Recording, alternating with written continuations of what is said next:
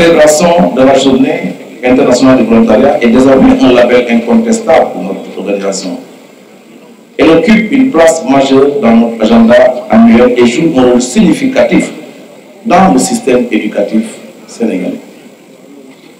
Au fil des années, cette célébration est devenue une source d'inspiration, un espace privilégié de partage d'expériences et de bonnes pratiques, tout en générant des impacts positifs pour notre école. Monsieur le ministre, chers parents, camarades membres du CERS, chers enseignants, honorables invités.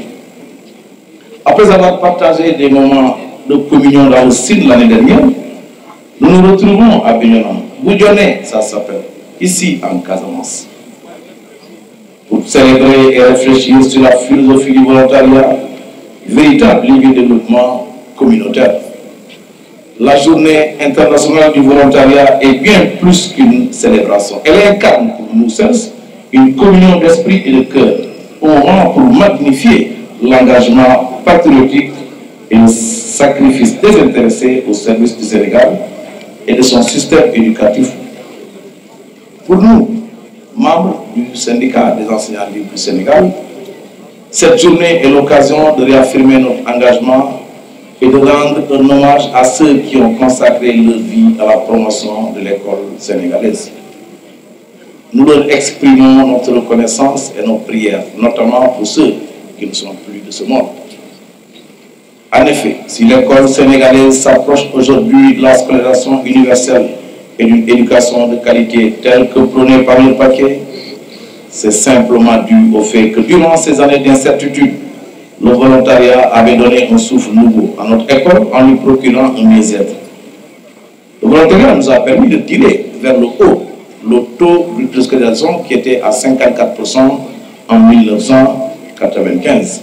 Cette tendance a été maintenue et a permis à ce jour, selon les données de l'Agence nationale de la statistique et de la démographie, la NST, d'avoir en 2023 un taux brut de scolarisation de 19,6% pour le préscolaire, 81,9% pour l'élémentaire, 51,2% pour le moyen et 33,1% pour le secondaire. Preuve de l'impact durable du volontariat sur l'accessibilité à l'éducation et sur l'avenir des générations futures.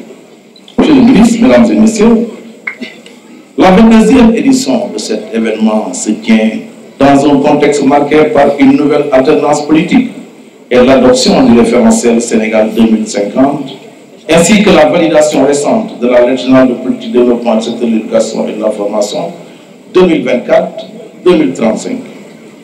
Ces documents mettent en lumière les défis du système éducatif sénégalais. Un taux d'achèvement faible, 60% à l'élémentaire, 42% au moyen, 28% au secondaire et des taux d'échec assez élevés au dernier examen. Face à ces enjeux, le thème retenu cette année, rôles et responsabilités du mouvement syndical enseignant dans la transformation qualitative de l'éducation au Sénégal, appelle les syndicats à jouer un rôle central dans la réforme éducative en collaboration avec les acteurs. La refonte qualitative de l'école est essentielle pour un développement durable, conformément aux recommandations du sommet mondial de New York de 2022 sur la transformation de l'éducation. Le mouvement syndical doit alors s'engager à bâtir un système inclusif, éducatif et performant, axé sur une éducation humaniste. Cela passe nécessairement par des actions clés, notamment la valorisation du métier d'enseignant et la révision de son statut. L'application stricte de la scolarité obligatoire de 10 ans, la refonte des curricula pour améliorer la qualité, le financement accru, innovant et durable du secteur éducatif, l'adoption d'une loi de programmation budgétaire à long terme, la promotion du consensus national pour garantir la paix sociale et la stabilité, mais également l'introduction généralisée des langues nationales. Ce n'est pas tout, mesdames et messieurs. La transformation qualitative de l'éducation, c'est aussi s'appuyer sur nos valeurs culturelles et sociales. C'est certainement ce qu'a compris le ministre de l'Éducation nationale qui, à travers la nouvelle initiative pour la transformation humaniste de l'éducation, entendait nier entend jouer pleinement sa partition. Nous réaffirmons ici notre engagement à accompagner les autorités du ministère de l'Éducation nationale, à sa tête le ministre Mamadou Moustapha Mamba Guirassy, pour bâtir une école résiliente et en phase avec les aspirations du Sénégal. Mesdames et messieurs, monsieur le ministre, je voudrais vous remercier, mais très sincèrement.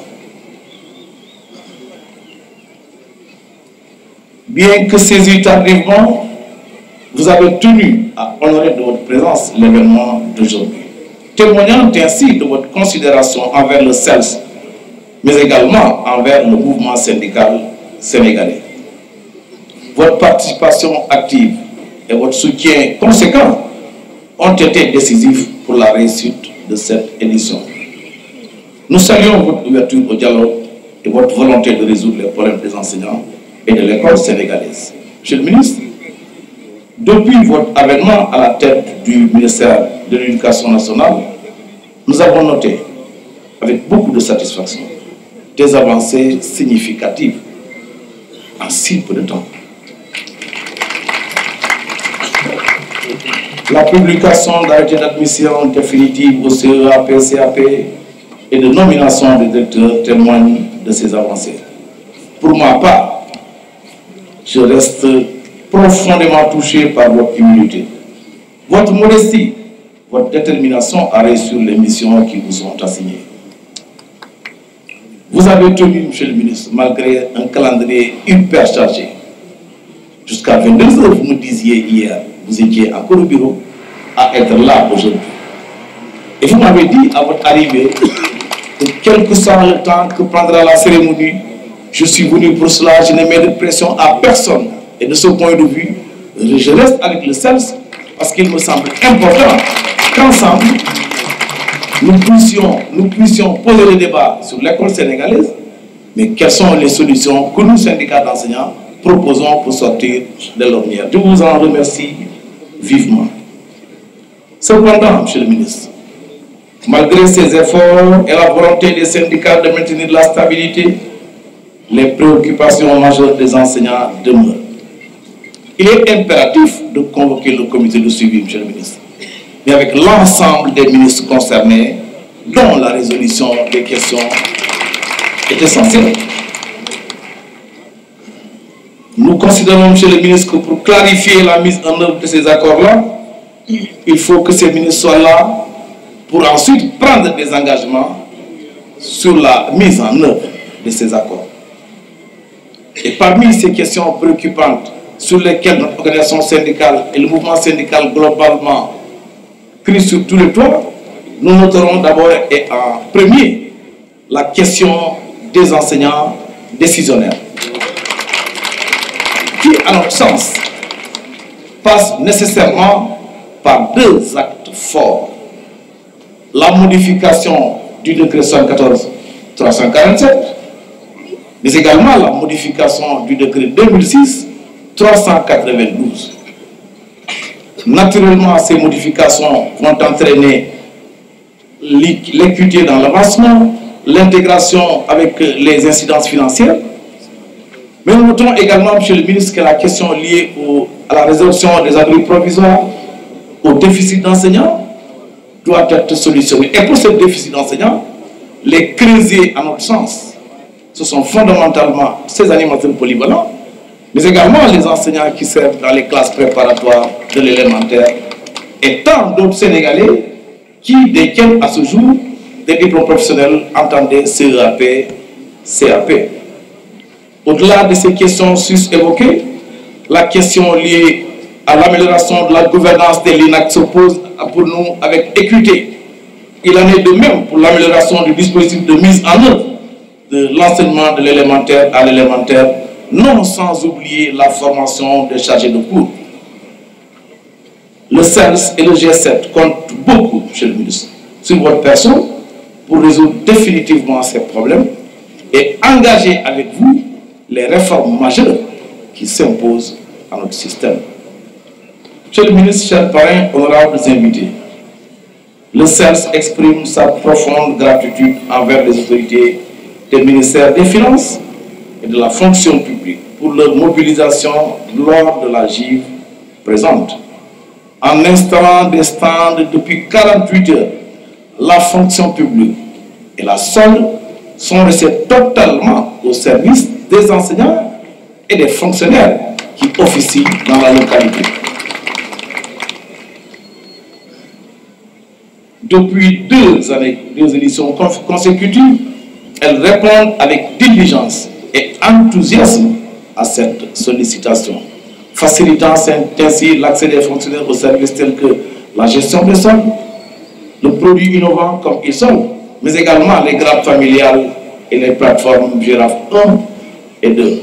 Mesdames et messieurs, face à la précarité des retraites au Sénégal et aux besoins croissants de nos enfants, il est essentiel de repenser notre avenir. C'est dans cette perspective que nous avons engagé un partenariat avec NSIA, notre partenaire privilégié, mais pour accompagner les enseignants et leurs familles de manière équitable et avantageuse.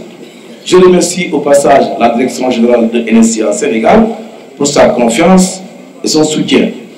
J'encourage les enseignants à souscrire aux services proposés tout en exhortant NSIA à respecter strictement les termes de la Convention et à faire preuve de professionnalisme afin d'éviter les désagréments que nous avons connus dans le passé.